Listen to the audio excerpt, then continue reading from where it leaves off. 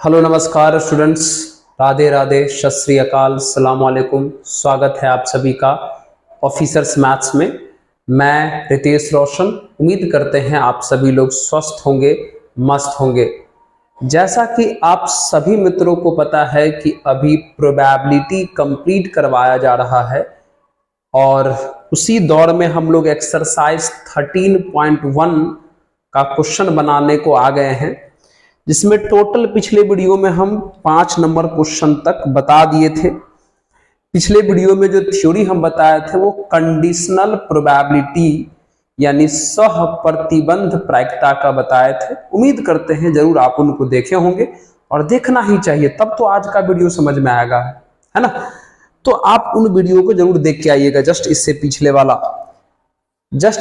वाला क्या, सारा का सारा देखना है, तब तो अच्छे से पूरा का पूरा प्रोबेबिलिटी समझ में आएगा। Yes sir. तो चलिए किताब भी निकाल लीजिए अपना, और मेरे पास इंग्लिश मीडियम का किताब है। अगर कोई हिंदी मीडियम वाले मित्र हैं तो अपना हिंदी मीडियम वाला किताब निकाल लीजिए, है ना। भाषा केवल बदला हुआ है, बाकी सब कुछ वही है। चलिए तो क्वेश्चन एक्सरसाइज 13.1 क्वेश्चन नंबर 6। जितना भी क्वेश्चन 6 में टोटल 3 सवाल है और तीनों सवाल में E/F का प्रोबेबिलिटी पूछा गया है। सबसे पहला सवाल देखिए, है ना, पहला सवाल। उससे पहले आप एक काम करिए, क्वेश्चन में कुछ बोला है। क्वेश्चन बोला है कि अ कॉइन इज टॉस्ड 3 टाइम्स। एक सिक्का है जिसको 3 बार उछाला गया। तो सोच के बताइए, अगर सिक्का को 3 बार उछालोगे तो सैंपल स्पेस यानी प्रतिदर्श समष्टि क्या बनेगा? H H H H H T H T T T T T T T H T H H H T H T H T, ठीक है। ये बनेगा सैंपल स्पेस अगर आप 3 कॉइन को थ्रो करते हैं तो। 1 2 3 4 5 6 7 8, ठीक है। और इसी पे सवाल बनाया गया है। सबसे पहला सवाल अगर हम देखें तो सबसे पहला क्वेश्चन जो है, ई किसको कहा गया? क्वेश्चन में ई कहा गया है head on third toss. Head on third toss, तीसरी बार में हेड आना चाहिए। तो तीसरी बार में हेड आने वाला कौन कौन है? जैसे H H H, इसको लोगे तब भी तीसरी बार में हेड है। और तीसरी बार में हेड वाला कौन है? T T H लोगे तब भी तीसरी बार में हेड है। T H H लोगे तब भी तीसरी बार में हेड है। और H T H लोगे तब भी तीसरी बार में हेड है। उसके बाद अगला है F। F के बारे में क्या कहा गया है? हेड ऑन फर्स्ट 2 टॉस, मतलब शुरू से 2 टॉस पर हेड होना चाहिए, मतलब शुरू से 2 बार हेड होना चाहिए। तो शुरू से 2 बार हेड इसमें भी है, H H H। उसके बाद H H T, शुरू से 2 बार हेड। तो शुरू से 2 बार हेड और किसी में नहीं है, बस। और हमसे पूछा गया क्या है? हमसे पूछा गया कि P ऑफ E/F बताओ। तो भैया इसका फॉर्मूला हम 2 तरीके से बताए हैं। प्रोबेबिलिटी में भी बताए हैं, P of E intersection F बटे P ऑफ F। लेकिन सवाल यह है कि प्रोबेबिलिटी में यहां कुछ भी डेटा नहीं दिया हुआ है। तो भैया इसका आंसर तो हम नंबर में भी बताए हैं, यानी number of E intersection F अब बटे NF। अब यहां से काम हो जाएगा। E इंटरसेक्शन F में मैच करने वाले कितने लोग हैं देख लो। E में और F में मैच करने वाले, मतलब E इंटरसेक्शन F निकाल ही लो। तो देखोगे कि ई और एफ में मैच करने वाला एच एच एच है और दूसरा कोई भी नहीं है, बिल्कुल नहीं है। इसका मतलब ई इंटरसेक्शन एफ में कितने लोग हुए? एक लोग हुए। और नीचे में एफ है, एफ में कितने लोग हुए? दो लोग हुए। इस पहला क्वेश्चन का यह आंसर हो गया। ठीक, चलिए उसके बाद अगर हम नेक्स्ट क्वेश्चन की बात करें, 6 का सेकंड अगर हम बात करें, तो फिर से हमारा यहां ई क्या है? एटलीस्ट 2 हेड, कम से कम 2 हेड। कम से कम 2 हेड का मतलब है 2 हेड भी हो सकता है और 2 से अधिक हेड भी हो सकता है। मतलब 2 हेड भी हो सकता है और 3 हेड भी हो सकता है। तो बताओ, तो 2 से कम हेड नहीं चाहिए, तो एच एच एच ले ही सकते हो। इसमें 2 से कम सॉरी यहां से चुना है, सैंपल इसमें से चुनना है, सॉरी, ये तो ले ही सकते हो। हाँ, 2 हेड इसमें भी है तो ये भी ले सकते हो। 2 हेड वाला या 2 से अधिक हेड वाला लेना है, ये नहीं लेंगे, ये नहीं लेंगे, ये नहीं लेंगे, ये ले सकते हो। इसमें 2 हेड है, टी एच एच, और ये भी ले सकते हो, इसमें भी 2 हेड है। कम से कम 2 हेड मतलब 2 हेड भी हो सकता है और 2 से अधिक हेड भी हो सकता है, ले लीजिए। ठीक है, एफ में क्या बोला था? एट मोस्ट 2 हेड, अधिक से अधिक 2 हेड। अधिक से अधिक का मतलब 2 हेड होगा या 2 से कम होगा। एटलीस्ट का मतलब 2 होगा या 2 से अधिक होगा। एटमोस्ट 2 का मतलब 2 होगा या 2 से कम होगा। तो 2 हो सकता है, 1 हो सकता है, 0 हो सकता है। एटमोस्ट का मतलब हुआ 2 हेड भी हो सकता है, 1 हेड भी हो सकता है और 1 हेड नहीं भी हो सकता है, मतलब एको हेड नहीं होगा। तो बताओ, तो 2 हेड से ज्यादा नहीं लेना है, तो भैया ये ले सकते हो, एच एच टी ले सकते हो, ये ले सकते हो। 2 हेड से ज्यादा नहीं लेना है, 2 हेड से कम ले सकते हो। ये भी ले सकते हो, इसमें तो एक भी हेड नहीं है तो आराम से ये भी ले सकते हो, ये भी ले सकते हैं। टी टी एच ये भी ले सकते हैं, 2 हेड है इसमें, ये भी ले सकते हैं, टी एच एच। ये भी ले सकते हैं, एच टी एच, और लास्ट वाला भी ले सकते हैं, टी एच टी। मतलब एटमोस्ट का मतलब हुआ 2 हेड या 2 से कम। अब इसका इंटरसेक्शन देख लीजिए, तो ई इंटरसेक्शन एफ, तो ई और एफ में मैच करने वाला कौन कौन है? ई और एफ में मैच करने वाला एच एच टी है और टी एच एच भी मैच कर रहा है। ठीक है, और उसके बाद एच टी एच भी मैच कर रहा है। हो गया। हमसे पूछा क्या है भैया? हमसे पूछा है कि P of E by F बताओ। तो फॉर्मूला क्या हो जाएगा? Number of E intersection F बटे N ऑफ F। तो बताइए, E इंटरसेक्शन F में कितने लोग हैं? 1 2 3, और टोटल F में कितने लोग हैं? 1 2 3 4 5 6 7। इसका आंसर आ गया 3/7। जल्दी से इसको पॉज करके नोट की, जल्दी से, है ना। साथ ही साथ आंसर भी मिला लेना चाहिए, उससे क्या होगा, बहुत बढ़िया आंसर आ रहा है, बिल्कुल सही। चलिए क्वेश्चन नंबर 3 की बात करते हैं। पॉज कीजिए, नोट कीजिए। क्वेश्चन नंबर 6 का 3 फिर से ई दिया हुआ है। क्या है ई में? एट मोस्ट 2 टेल, अधिक से अधिक 2 टेल, मतलब 2 टेल हो सकता है या 2 से कम टेल हो सकता है। तो भैया 2 टेल या 2 से कम टेल बताओ, 2 टेल या 2 से कम टेल। तो 2 टेल या 2 से कम टेल इसमें भी है, इसमें भी है, इसमें भी है, मतलब ये नहीं लेना बस, क्योंकि इसमें 3 टेल है।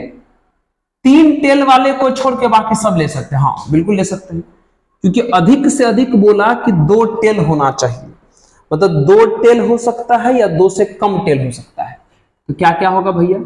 एच एच एच हो सकता है, एच एच टी हो सकता है, एच टी टी हो सकता है, टी टी नहीं होगा, फिर टी टी एच हो सकता है, टी एच एच हो सकता है, टी एच टी हो सकता है, एच टी एच हो सकता है, दो या दो से कम टेल हो गया।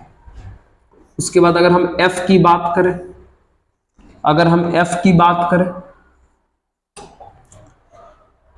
एटलिस्ट वन टेल, एटलिस्ट बोला है वन टेल, मतलब अधिक से अधिक एक टेल होना चाहिए, मतलब एक टेल रहे या एक से अधिक टेल रहे, एक टेल रहे या एक से अधिक टेल रहे, एक टेल, एक से अधिक टेल, एक से अधिक टेल, एक से अधिक टेल, एक टेल, एक टेल, एक से अधिक टेल। मतलब एटलीस्ट वन टेल का मतलब होता है कि एक टेल भी ले सकते हैं, एक से अधिक टेल भी ले सकते हैं, मतलब यहां से इधर सब लेंगे, मतलब एच एच को छोड़ के बाकी सब ले लो, H H T H T T T T T T T H T H H H T H T H T हो गया। अब इन दोनों का इंटरसेक्शन बता दो, ई इंटरसेक्शन एफ बता दो, तो दोनों में मैच करने वाले कौन कौन है भैया, एच एच टी मैच कर रहा है, एच टी टी मैच कर रहा है, ट्रिपल टी वाला मैच नहीं कर रहा है, टी टी एच मैच कर रहा है, टी टी एच मैच कर रहा है, टी एच एच मैच कर रहा है, टी एच टी भी मैच कर रहा है, और एच टी एच भी मैच कर रहा है। ठीक है, हमको आंसर किसका चाहिए, हमको आंसर चाहिए पी ऑफ ई बट्टे एफ का, यानी number of E intersection F बटे नंबर ऑफ एफ। तो ई इंटरसेक्शन एफ में कितने लोग हैं, 1 2 3 4 5 6, और एफ में कितने लोग हैं, 1 2 3 4 5 6 7, तो 6 बट्टे 7 इसका आंसर आ गया, 6 बट्टे 7 बिल्कुल सही है। तो ये था 6। अब चलिए बात करते हैं किसकी, 7 नंबर की। जल्दी से पॉज करके नोट कर लीजिए इसको अच्छे से प्लीज। हो गया, आइए बात करेंगे क्वेश्चन नंबर 7। क्वेश्चन नंबर 7,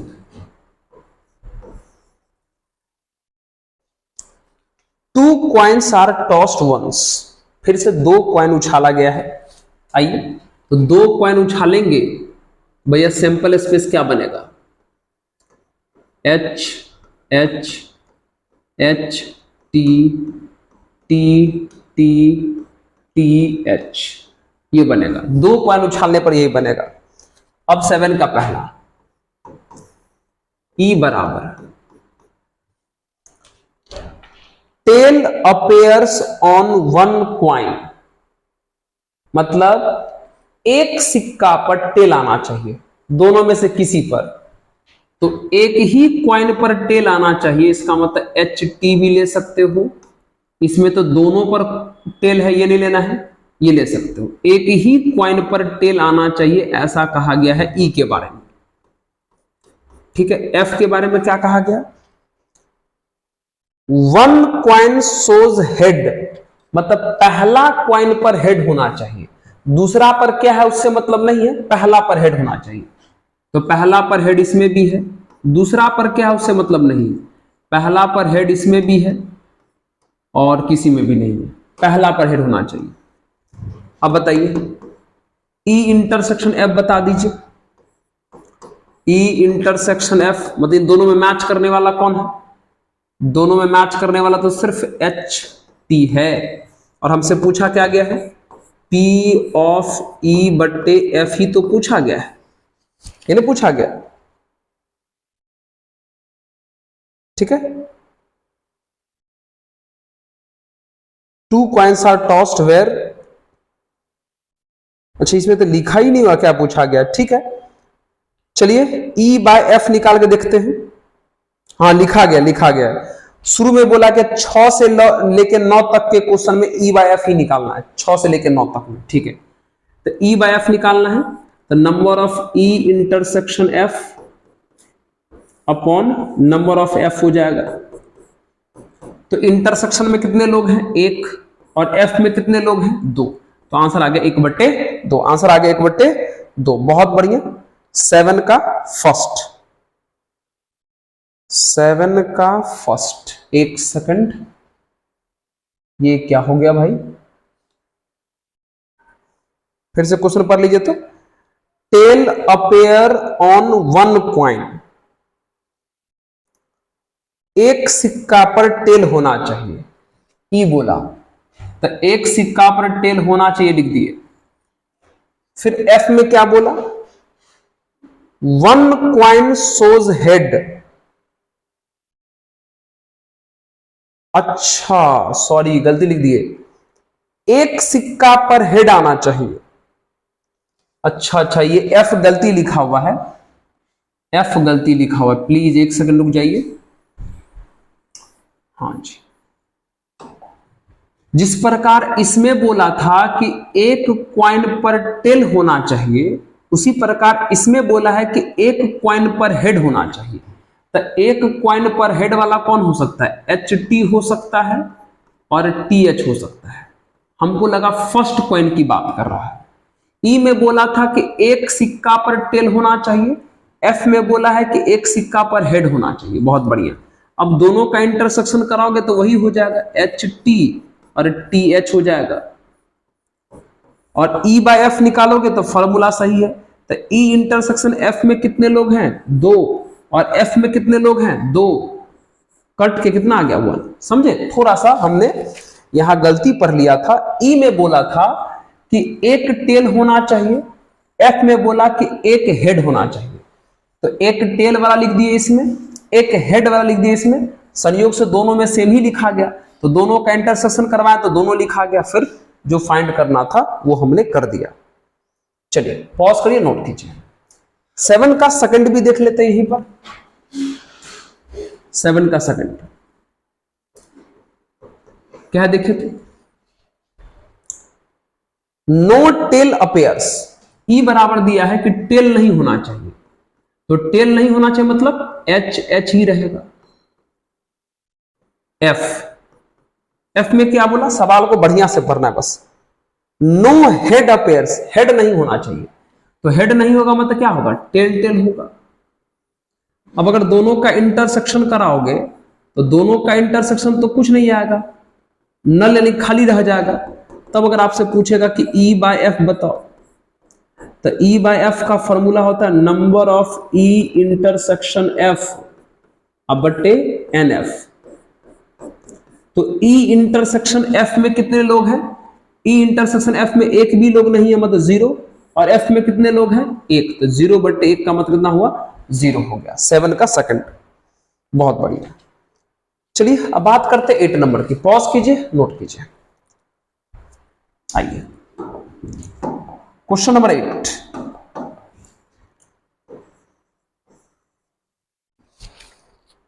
चलिए, अ डाइस थ्रोन 3 टाइम्स। ये बहुत बड़ी बात है। एक सिक्का को, सॉरी, एक डाइस को यानी एक पासा को 3 बार उछाला गया है। तो भाई 3 बार उछाला गया है मतलब 6 × 6 × 6 यानी 216 लोग होंगे सैंपल स्पेस यानी प्रतिदर्श समष्टि में। तो आपको अच्छे तरीके से पता है कि 216 तो लिखेंगे नहीं, क्योंकि पासा 3 बार उछला है, डाइस 3 बार थ्रो किया गया है, तो 216 लोग हो जाएगा केस। तो 216 तो लिखेंगे नहीं, बस वही लिखेंगे जिसकी डिमांड है, और क्या। चलिए आइए, सवाल बढ़िया है, थोड़ा बोर्ड पर ध्यान देना अच्छे से। ई के बारे में क्या बोला? बोला है 4 अपेयर्स ऑन थर्ड टॉस। तीसरी बार में 4 आना चाहिए, तीसरी बार में 4 आना चाहिए। ठीक है, तो तीसरी बार में 4 आएगा, उसका सारा केस लिखो। तो चलिए पहले 1 से भी 1 2 पहले से तीसरी बार में 4 आना चाहिए। तो हो सकता है कि 1 1 4 आ जाए, 1 2 4 आ जाए, 1 3 4 आ जाए, तीसरी बार में 4 आना चाहिए, तो 1 3 4 के बाद 1 5 4 आ जाए, 1 6 4 आ जाए, ये केस बन सकता है। फिर 2 के साथ 2 1 4 हो जाए, 2 2 4 हो जाए, 2 3 4 हो जाए, 2 5 4 हो जाए और 2 6 4 हो जाए। चलिए फिर 3 से भी हो सकता है, 3 1 4 हो जाए, 3 2 4 हो जाए, 3 3 4 हो जाए, 3 5 4 हो जाए। हमको तीसरी बार में केवल 4 चाहिए, फिर 3 6 4 हो जाए। फिर अगली बार 4 वाला तो ले नहीं सकते क्योंकि हमको 4 केवल तीसरी बार में चाहिए, तो 4 ले नहीं समझे। अगर आप इसको लिखोगे 4 1 4 तो ये तो गलती हो जाएगा, 4 पहली बार में भी आ गया, हमको 4 केवल तीसरी बार में चाहिए, तो ये वाला केस तो होगा ही नहीं। तो 5 से केवल शुरू करेंगे, तो 5 1 4 हो जाए, 5 2 4 हो जाए, 5 3 4 हो जाए, 5 5 4 हो जाए, 5 5 6 हो जाए, सॉरी 4 हो जाए, 5 5 नहीं 5 6 4 हो जाए। फिर लास्ट में 6 वाला बचा, 6 1 4, 6 2 4, 6 3 4, 6 5 4 और फिर 6 6 4। ये है कहानी तीसरी बार में 4 आने की। अब बात करते हैं हम लोग एफ की। एफ में क्या बोला? एफ में बोला 6 and 5 appears respectively on first 2 toss, मतलब शुरू से 6 और 5 दिखना चाहिए। तो शुरू से 6 और 5 दिखे, ऐसा कब हो सकता है? तो शुरू से 6 5 6 5 1 हो सकता है, ठीक है। फिर 6 5 2 हो सकता है, ओफ 2 हो सकता है, 6 5 3 हो सकता है, 6 5 4 हो सकता है, 6 5 5 हो सकता है, 6 5 6 हो सकता है। बस शुरू से 6 और 5 दिखना चाहिए, इसका तो यही केस बनेगा। अब दोनों का इंटरसेक्शन लिख लो, तो ई और एफ में मैच करने वाला। भैया ई में है जिसके लास्ट में 4 रहे, तो बताओ यहां किसके लास्ट में 4 है? एक ही में है, 6 5 4, तो इंटरसेक्शन में सिर्फ यही आएगा और कोई नहीं आएगा। हमको वैल्यू चाहिए किसका? पी, हमको वैल्यू चाहिए P ऑफ E बट्टे F का। इसका मतलब N of E intersection F अब बट्टे N ऑफ F, है ना। चलिए तो E इंटरसेक्शन F में कितने लोग हैं? 1। और F में कितने लोग हैं? F में 1 2 3 4, 1 2 3 4 5 6, यानी 1/6 आ गया, 1/6। इसका आंसर मिला लीजिए तो आप बिल्कुल सही आंसर है। समझ गए? जल्दी से इसको नोट कीजिए। तो पहले ई में कौन था, एफ में कौन था, यही बस यही कहानी समझना है। ई में था जिसके लास्ट में 4 रहे, एफ में था कि शुरू से 6 5 रहे, बाकी कुछ भी हो सकता है। आइए क्वेश्चन में बात करते हैं 9 की।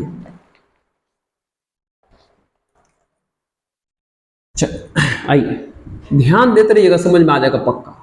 9, mother father and son line up at random.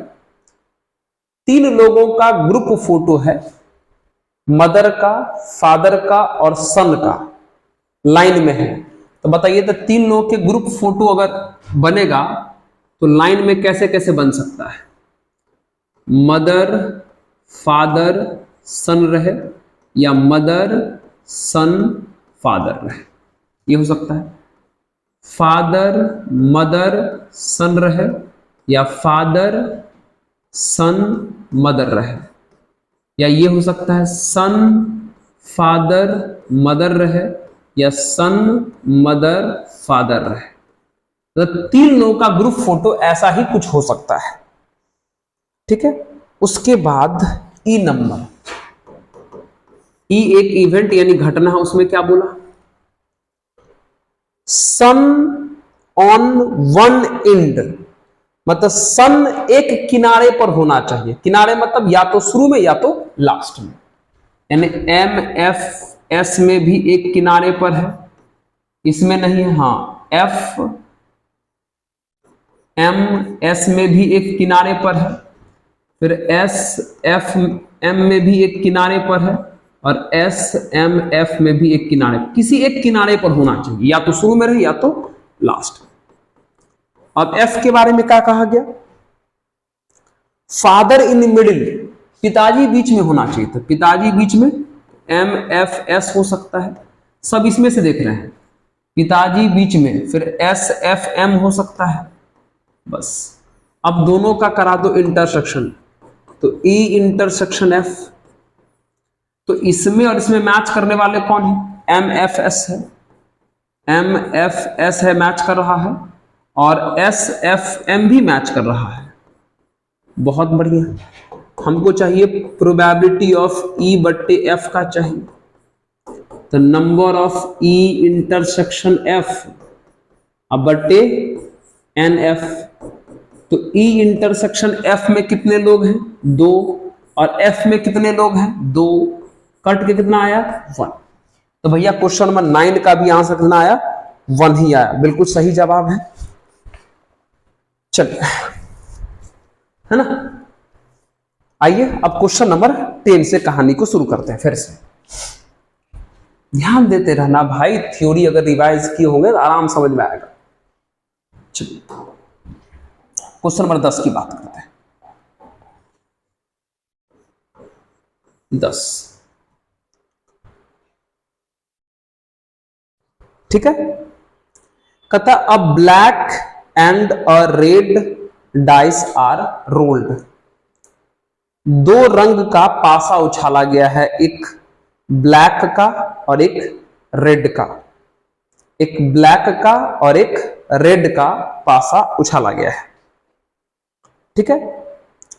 Find the conditional probability of obtaining a some greater than 9 given that the black die result in a 5। किताब जरूर अपने पास रखिएगा। अगर आप किताब को पढ़ेंगे तो उसमें लिखा है कि एक ब्लैक और एक रेड डैश उछाला गया है, मतलब पहला जो डैश है वो ब्लैक है और जो दूसरा डैश है वो रेड है। समझे? मतलब ऐसा कुछ है, ऐसा कुछ है। सिंपल स्पेस में कहानी ऐसे चलेगा। सिंपल स्पेस में जो कहानी चलेगा, जो भी चलेगा, शुरू वाला जो लेटर होगा वो ब्लैक का होगा नंबर, और जो बाद वाला जो नंबर होगा वो रेड का होगा। ऐसा कुछ है।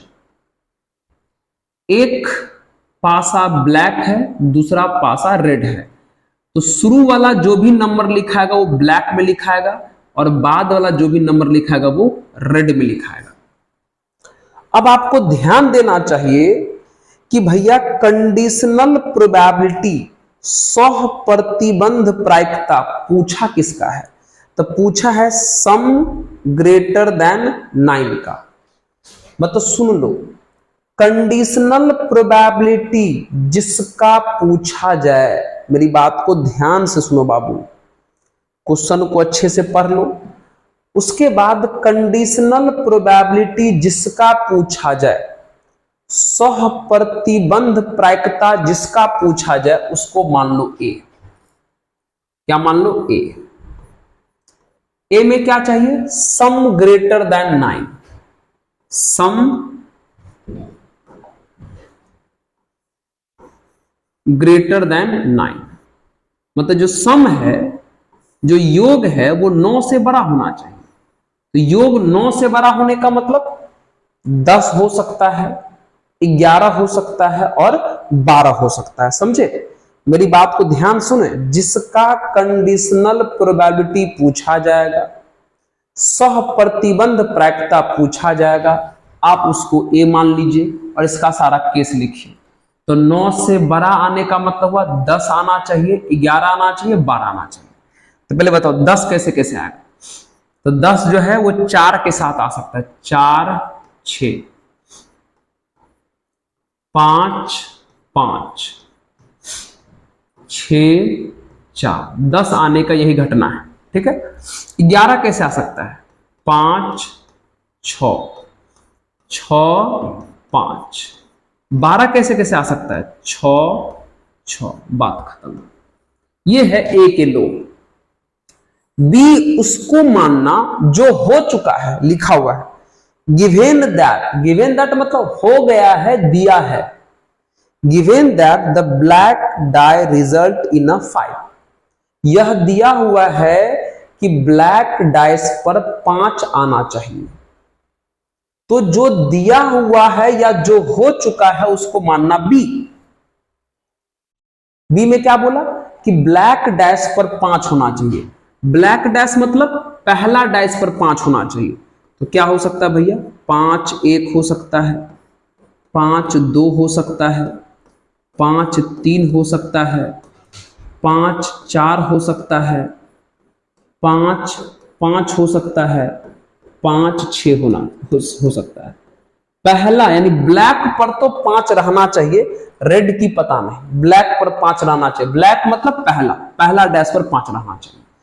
ठीक है। अब बता दो दोनों का इंटरसेक्शन बता दो, बात खत्म। तो ए इंटरसेक्शन बी है ना। तो इसमें और इसमें मैच करने वाला कौन है? अगर आप ठीक से देखेंगे तो दोनों में मैच करने वाला 5 5 है और 5 6 है और कोई नहीं है। बिल्कुल सही बात है सर। हमसे पूछा गया है ए की प्रोबेबिलिटी जबकि बी हो चुका है, मतलब ए बट्टे बी पूछा है। तो ए बट्टे बी का मतलब number of A intersection B बट्टे नंबर ऑफ बी। तो बता ए इंटरसेक्शन बी में कितने लोग हैं? 2। अब बी में कितने लोग हैं? 1 2 3 4 5 6। तो आंसर आ गया 1/3। 1/3। 10 का था ये ए नंबर, 10 का था ये ए नंबर। समझे? जल्दी से इसको पॉज करके नोट कीजिए, तो अपने मन में बैठा लीजिए बस। जिसका निकालना हो प्रोबेबिलिटी, जिसका कंडीशनल प्रोबेबिलिटी निकालना हो उसको ए मान लीजिए, और जिसके रिस्पेक्ट में निकालना हो मतलब जो दिया हुआ हो, जो हो चुका उसको बी मान लीजिए। फिर ए और बी लिख करके दोनों का इंटरसेक्शन फिर फॉर्मूला लगा दीजिए। चलिए क्वेश्चन नंबर बी की बात करते हैं। 10 का बी क्या बोला? Find the conditional probability of obtaining the sum 8। Conditional probability किसका पूछा? सम 8, मतलब योग 8 होना चाहिए। चलो उसको ए मान लेते हैं। सम 8 योग 8 होना चाहिए। तो योग 8 कैसे हो सकता है? 1 से तो होगा नहीं, 2 से होगा, 2 से हो सकता है। 2 6 3 5 4 4 5 3 6 2। चलिए इसी का निकालना है प्रोबेबिलिटी, तो हम इसको ए मान लेंगे। अब जो दिया है या जो हो चुका है उसको बी मान लीजिए। Given that the red die result in a number less than 4, मतलब रेड डाइस पर 4 से कम नंबर रहना चाहिए। रेड डाइस मतलब दूसरा डाइस पर 4 से कम रहना चाहिए। 4 से कम का मतलब 3 हो सकता है, 2 हो सकता है, 1 हो सकता है। किस पर? दूसरे डाइस पर। ठीक है, आइए तो एक ठीक है। उसके बाद 1 2 1 3, बस एक के साथ यही हो सकता है। फिर 2 के साथ लोगे तो 2 1 2 2 2 3, ठीक है। सेकंड डाइस पर 4 से कम रहना चाहिए। लेस देन 4 ही बोला ना, यस। फिर 3 1 3 2 3 3, पहला पे तो कुछ भी हो सकता है, दूसरा पर 3 से ज्यादा नहीं होना चाहिए। फिर 4 1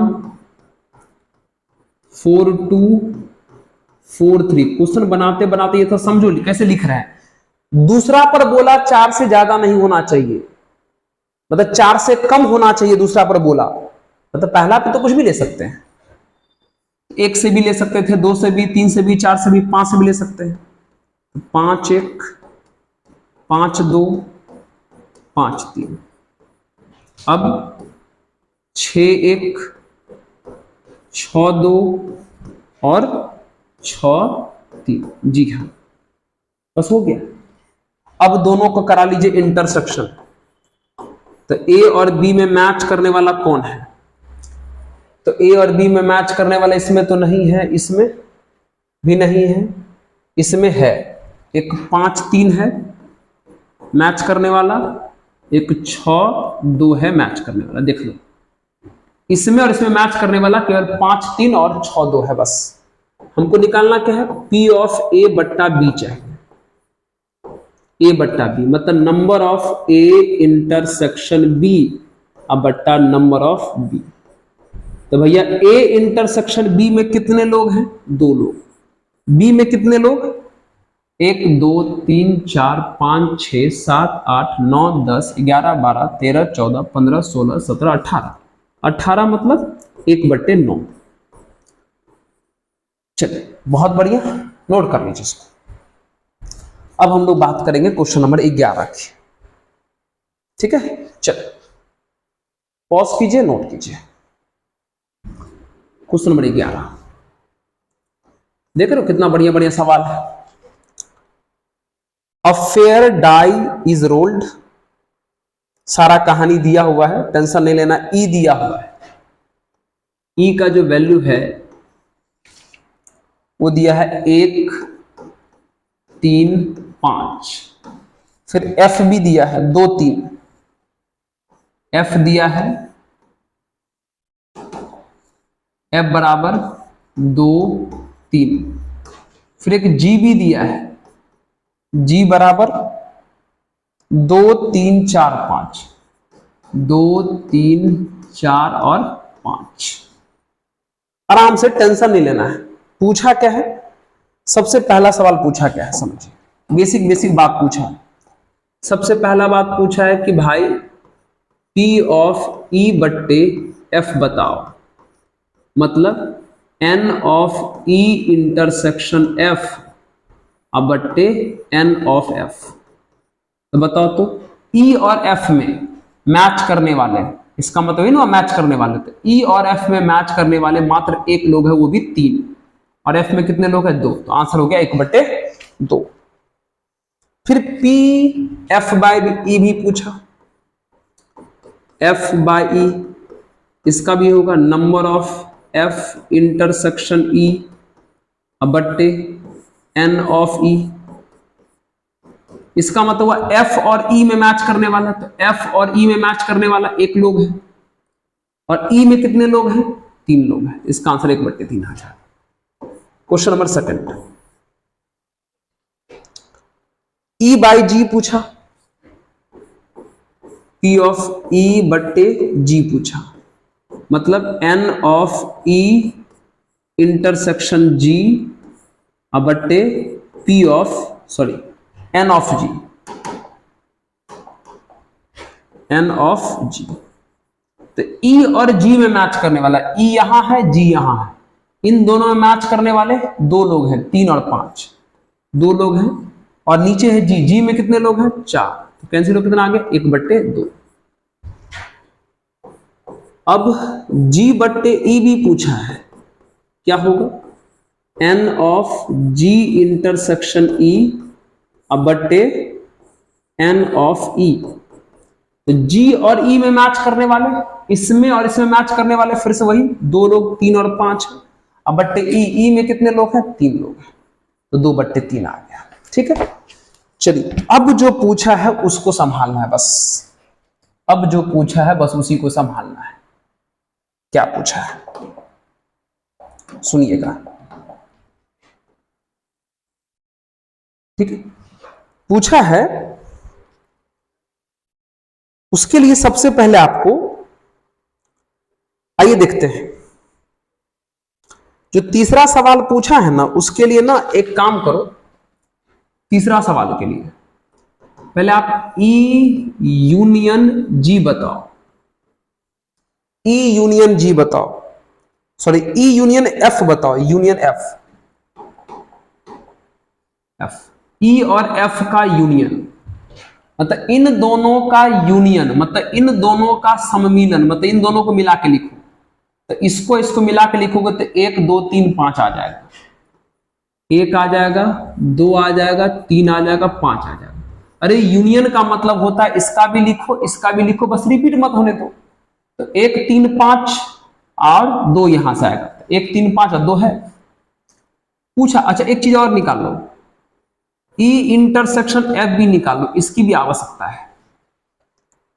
हाँ, ई इंटरसेक्शन एफ, तो इन दोनों में मैच करने वाला कौन है भाई? 3 है बस। अब ध्यान से देखना। चलिए तीसरा सवाल क्या पूछा है? तीसरा सवाल पूछा है कि P of E union F बट्टे जी पूछा है। ठीक है, अब आपको थोड़ा अजीब लग रहा होगा P, एक काम करो, ई यूनियन एफ और बट्टा कौन है? जी है, घबराओ मत। ई बट्टा जी का मतलब क्या होता है? ई और जी का इंटरसेक्शन, ई और जी का सर्वनिष्ठ। तो भैया इतना अब बट्टे इतना का मतलब क्या हुआ? ई यूनियन एफ का इंटरसेक्शन चाहिए जी से। ठीक है, नंबर में लिख लो क्योंकि आंसर जो है, डेटा जो है हम लोग के पास नंबर में है। और बट्टा नीचे में कौन है? जी। फिर से एक बार समझ लीजिए प्लीज हमारी बात को। जैसे ई बट्टा जी का मतलब होता है इन दोनों का पहले इंटरसेक्शन, तो ठीक उसी प्रकार इतना बट्टे जी का मतलब हुआ इसका और इसका इंटरसेक्शन लिखा गया और नीचे में जी वाला आएगा। अब किसका किसका इंटरसेक्शन चाहिए? ई यूनियन एफ का, मतलब इसका इससे। ई यूनियन एफ का जी से चाहिए। तो बता इन दोनों में मैच करने वाला कौन कौन है? सर 2 है, 3 है, 5 है, मतलब 3 लोग हैं। और जी में कितने लोग हैं? सर 4 लोग। आंसर हो गया 3/4। आंसर हो गया 3/4। अरे समझ में आया? अरे बोलो 3/4। बिल्कुल सही चल रहे हैं हम लोग। आइए एक क्वेश्चन और है ना, उसकी बात कर लेते हैं। उसकी भी बात कर लेते हैं। यहीं पे कर लें क्या? आइए यहीं पे कर लेते हैं, थोड़ा सा यहीं पर। ठीक है, क्या पूछा था? इस बार पूछा है कि P ऑफ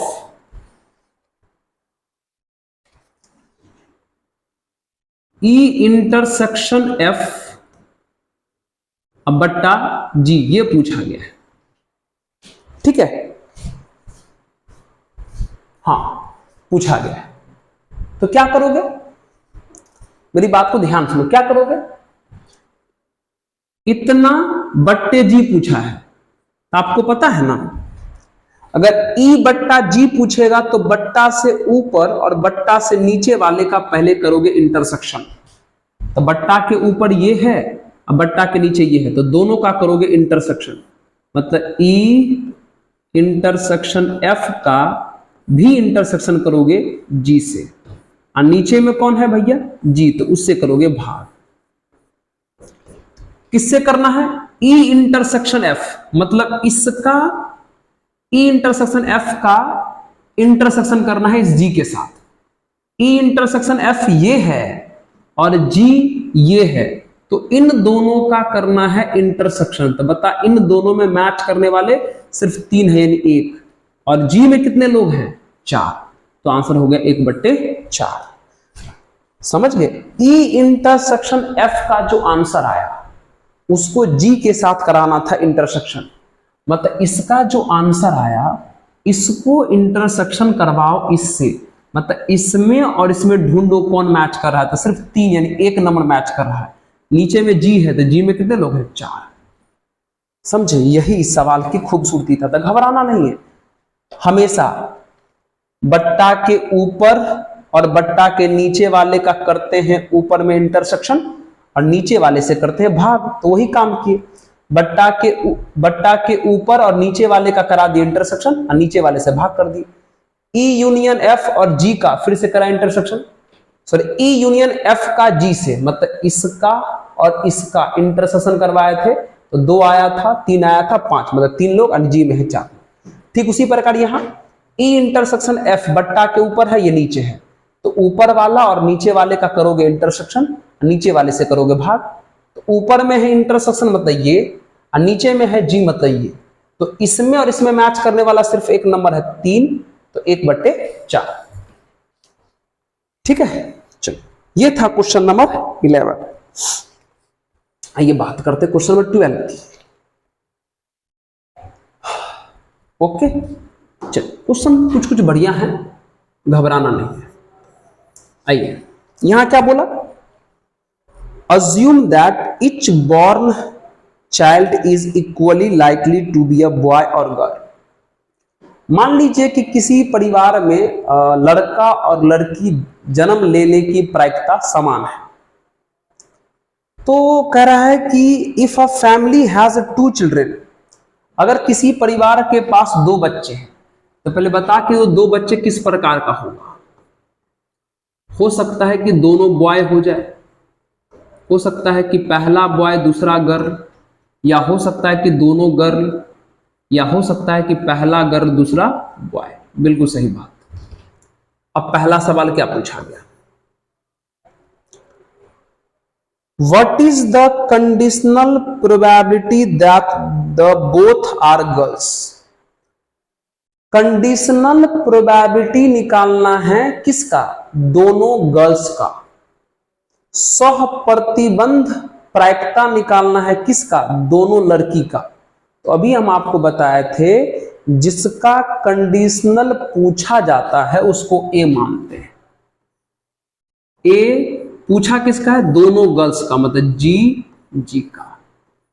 और दिया क्या है, तो देखो पहला में दिया है given that the youngest is a girl. Youngest मतलब छोटी बच्ची, मतलब दूसरा बच्चा। यंगेस्ट का मतलब छोटा बच्चा, तो छोटा कौन होगा, पहला कि दूसरा, दूसरा वाला होगा। तो यंगेस्ट मतलब छोटा बच्चा गर्ल होना चाहिए। छोटा बच्चा मतलब दूसरा बच्चा गर्ल होना चाहिए। तो दूसरा बच्चा गर्ल कौन कौन है, बीजी में है दूसरा बच्चा गर्ल, और जीजी में है दूसरा बच्चा गर्ल। यंगेस्ट का मतलब था छोटा, छोटा मतलब दूसरे नंबर का बच्चा गर्ल होना चाहिए। इसका पूछा था और ये दिया हुआ है। तो पहले दोनों का करा लो इंटरसेक्शन। तो ए इंटरसेक्शन बी में मैच करने वाला जी है, मतलब 1 लोग है। हमसे पूछा गया है कि P ऑफ A बट्टे B बताओ, मतलब A इंटरसेक्शन B अब बट्टे B। तो बता A इंटरसेक्शन B में कितने लोग हैं, सिर्फ 1 लोग है, और B में कितने लोग हैं 2, तो आंसर आ गया 1/2। उसके बाद question number second. Question number second में भी कंडीशनल प्रोबेबिलिटी, सह प्रतिबंध प्रायिकता, दोनों लड़की का पूछा है, मतलब ए बराबर तो वही है जी। अब देखते ये बदला होगा। दिया क्या है, एटलीस्ट 1 इज अ गर्ल, कम से कम 1 लड़की होनी चाहिए। कम से कम 1 लड़की का मतलब 1 लड़की भी हो सकती है और 1 से ज्यादा लड़की भी हो सकती है, मतलब बीजी भी हो सकता है, जीजी भी हो सकता है, और जीबी भी हो सकता है। ठीक है, चलिए दोनों का करा लो इंटरसेक्शन। तो ए इंटरसेक्शन बी में स्वाभाविक बात है जी और जी आएगा, निकालना क्या है भाई, P ऑफ A बट्टा B निकालना है। तो फॉर्मूला के हिसाब से A इंटरसेक्शन B अब बट्टे N ऑफ B। तो A इंटरसेक्शन B में कितने लोग हैं, सिर्फ एक लोग, और B में कितने लोग हैं, 3 लोग। तो आंसर आ गया 1/3। ये था क्वेश्चन नंबर 12 का आंसर। जल्दी से नोट कीजिए प्लीज।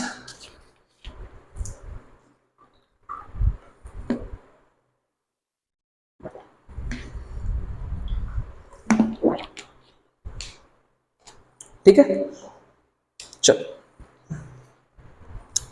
एक काम करते हैं, आज की कहानी को यहीं पर रख देते हैं, है ना।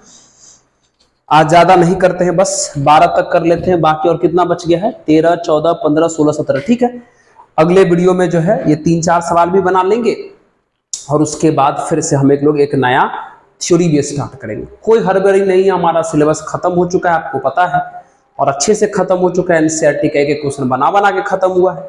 बस आप भी मजे करके पढ़िए, मन लगा के पढ़िए और सभी सवाल को अच्छे से देखिए, सभी वीडियो को अच्छे से देखिए।